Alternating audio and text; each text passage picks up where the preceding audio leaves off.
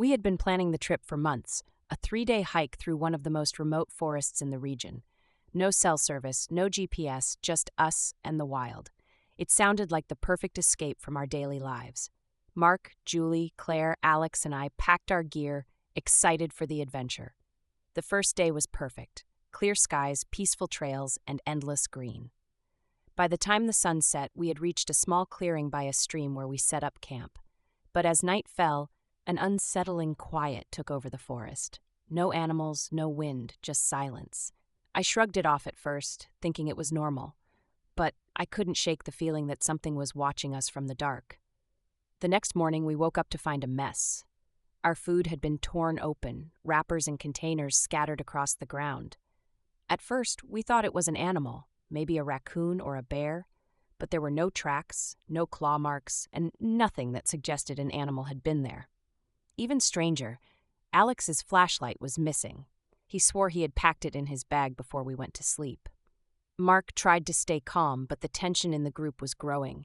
The forest was too quiet, and we couldn't shake the feeling that we weren't alone. As we packed up to leave, I glanced into the trees and thought I saw movement, a shadow slipping between the trunks. We weren't sure if it was a person or just a trick of the light, but something was out there and it was watching us. We hiked deeper into the forest, trying to focus on the trail and ignore the growing sense of unease. But halfway through the second day, we stumbled upon something that stopped us cold. There, in the middle of the woods, was an old campsite.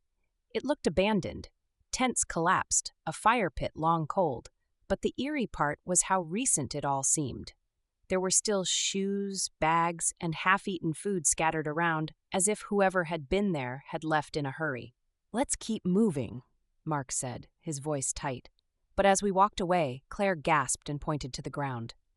There were footprints, big ones, heavy, leading away from the camp, and they weren't ours. That's when we realized it. We weren't alone.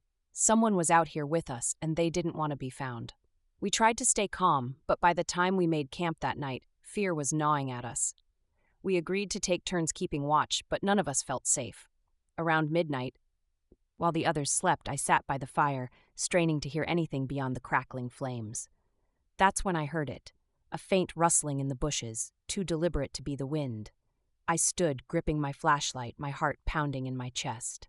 Slowly, I turned the beam toward the sound, and there, just beyond the light, I saw it. A figure, tall, hunched, standing at the edge of the clearing. At first, I thought it was a tree, but then it moved. I froze. The figure didn't come closer. It just watched. I wanted to wake the others, but I couldn't move.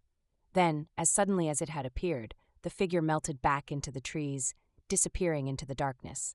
I didn't sleep for the rest of the night. The next morning, I told the group what I had seen, but Mark tried to brush it off. "Probably just a hunter," he said, though his voice lacked conviction. But as we packed up camp, we found something that made it clear this wasn't a hunter. Near the edge of our camp, hidden in the undergrowth, was a crude trap, sharp spikes covered with leaves, designed to seriously injure someone. It hadn't been there the night before. "We need to get out of here," Julie said, her face pale. Mark agreed. We packed our gear in record time and started heading back the way we came. But the forest didn't seem the same anymore. The trail twisted and turned, leading us in circles. No matter how far we walked, it felt like we were getting deeper into the forest, not out. And the whole time, we could feel it, eyes watching us from the shadows. By late afternoon, we were lost. The map didn't make sense anymore, and panic was starting to set in. That's when we heard the sound. Footsteps, heavy and slow, coming from behind us. We turned, but there was no one there. Just the trees, towering and silent.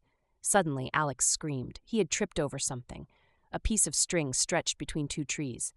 "Another trap!" "Run!" Mark shouted, and we bolted, tearing through the trees, branches whipping our faces. But the footsteps followed, growing louder, faster.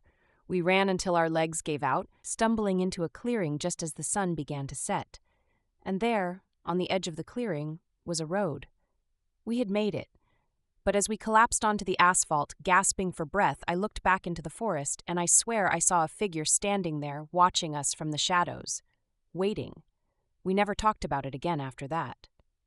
When people asked why we cut the trip short, we just said we got lost, that the forest was too dangerous. But the truth was darker than that. There was something in those woods, something human, but cruel. They didn't want us there, and they had made sure we knew it. Even now, years later, I still dream about that figure, about the traps, about how close we came to disappearing into the forest, just like the others before us.